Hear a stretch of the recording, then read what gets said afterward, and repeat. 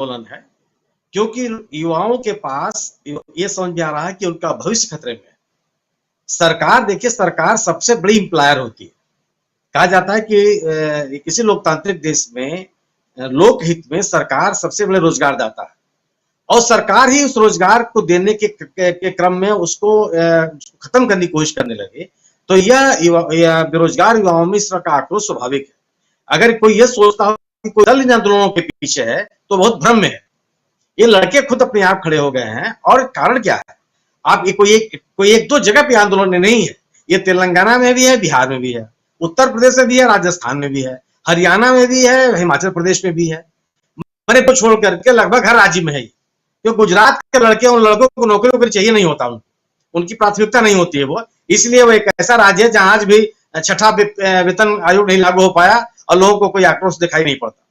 लेकिन बिहार एक ऐसा राज्य है, उत्तर प्रदेश एक ऐसा राज्य है, हिमाचल एक ऐसा राज्य है, उत्तराखंड ऐसा है, पंजाब है, हरियाणा है, हिमाचल प्रदेश है, राजस्थान है, जहां बड़ी तादाद में लड़के सेना में जाते हैं, और सेना में कोई कर्नल मेजर नहीं होते हो, वो साधारण से सैनिक होने में भी अपने आप को फक्र महसूस करते हैं। आपने क्या किया? और केवल भ्रम, झूठ बोलने के अलावा कोई काम नहीं कर रहे हैं। आप क्या कहते हैं कि साहब आप ये नौकरी करके आएंगे तो आपको आगे वाले जो भविष्य की नौकरियां होंगी उसमें आरक्षण मिलेगा। अरे कैसे आरक्षण मिलेगा? जो सैनिकों का आरक्षण मिलता है उसमें साफ साफ लिखा हुआ है कि आप पूर्व सैन्य कर्मी हो। आपका यह जो योजना है उनको सैन्य कर्मी नहीं कहता, तो किस बात का राज्य सरकारों में आपको आरक्षण मिल जाएगा? दूसरी बात, आपने एक संशोधन क्या लिया दिया, कहे साहब आप सीआईएसएफ में और असम राइफल्स में हम आपको 10% आरक्षण देंगे।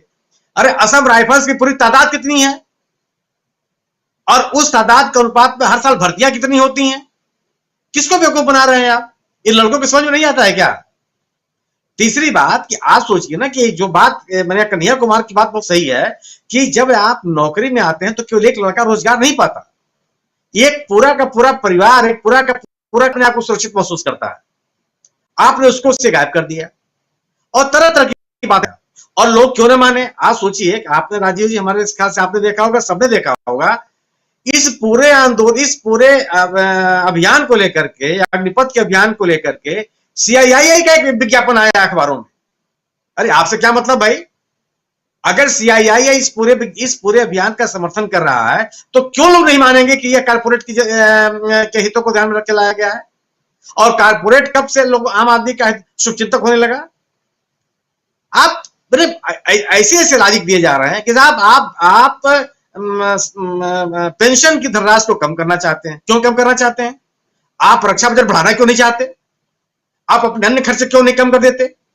क्या केंद्र की सरकार ने, भाजपा शासित अन्य राज्य सरकारों ने जो अपने ढांचागत खर्चे हैं वो आप कम कर दिया क्या है आपने?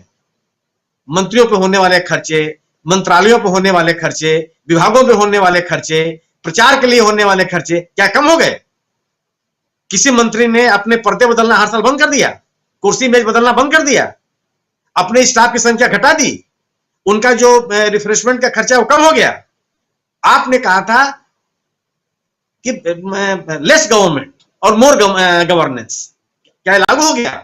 क्या आपने निर्णय के जो चरण होते थे वो कम कर दिए? मध्य प्रदेश के मंत्रालय में वो संख्या कम हो गई। 8 स्टेज आपने बना रखे हैं। एक खर्चों कौन कम करेगा?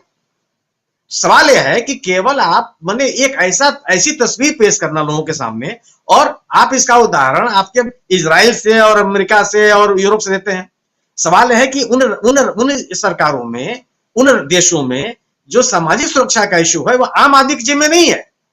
उनके स्वास्थ्य की चिंता, उनके बूढ़े माता पिता की चिंता, उनके वृद्ध होने पर उनके खुद के स्वास्थ्य की चिंता, उनके युवा होते बच्चों को पढ़ाई की चिंता, सबकी चिंता सरकार करती है और उनकी पूरी देखभाल करती है। चलिए साहब, लोग नौकरी करते हैं, छोड़ते हैं, फिर पकड़ते हैं, घूमते रहते हैं, उनके लिए संकट नहीं है।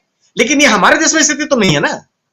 हर आदमी को एक सुरक्षित भविष्य चाहिए, और आप जब समझिए कि वही व्यक्ति शांत हो सकता है जिसका वर्तमान ठीक हो और भविष्य सुरक्षित हो। युवाओं के साथ जो पिछले 4 साल से, आप सोचिए कि जो इम्तिहान पहले से हो चुके हैं रक्षा मंत्रालय के, उनके रिजल्ट आप नहीं घोषित कर रहे हैं, उसकी चयन प्रक्रिया पूरी नहीं कर रहे हैं, तो क्या यह आक्रोश स्वाभाविक नहीं है? यह आक्रोश किसी पूछ के क्यों होगा? और अब सोचिए कि जो ये लड़के मांग कर रहे थे कि कोरोना के वजह से भर्तियां नहीं हो पाई, जो रिक्तियां थी जहां की तहां पड़ी रही, इसलिए जो लड़के ओवर एज हो रहे हैं उनकी उम्र बढ़ाई जाए। तो आपने बढ़ाया तो, लेकिन कब? जब पूरे के पूरे लड़के सड़क पर उतर आए। तो एक उस मांग को पूरी करने, आप सोचिए कि इस देश का बेरोजगारी दर कितनी है राजीव जी, और आप दे क्या रहे हैं? 40,000 45,000 लोगों की भर्ती, और वो भी 4 साल के लिए। और आप कर क्या दे रहे हैं कि आधुनिकीकरण के लिए कम उम्र के लोगों का आना आवश्यक है। अरे साहब, सेवा काल को कम करके आप किसी संस्थान को आधुनिक कैसे कर सकते हैं? आप तकनीकी रूप से उसको सक्षम कर सकते हैं, यह तो न्यूक्लियर साइंस ही लोग बता सकते हैं, बाकी किसी को समझ में नहीं आ रहा है। और अगर अगर अगर जो लड़के आप यहां भर्ती होने जा रहे हैं 17.5 साल की उम्र में, वो कौन से आईआईटीएन है कि तकनीकी रूप से बहुत विशेषज्ञ हो जाएंगे? और 4 और 6 महीने में कौन सी आप ऐसी शिक्षा दीक्षा दे देंगे, कौन सा ऐसा प्रशिक्षण दे देंगे? और आज तक किसको आपने दिया है वो प्रशिक्षण कि 6 महीने के इस प्रशिक्षण में फला आदमी आर्यभट्ट हो गया, राकेश पाठक साहब उस प्रशिक्षण में जाकर के सुकरात हो जाएंगे? अरे कहीं हुआ है कि समय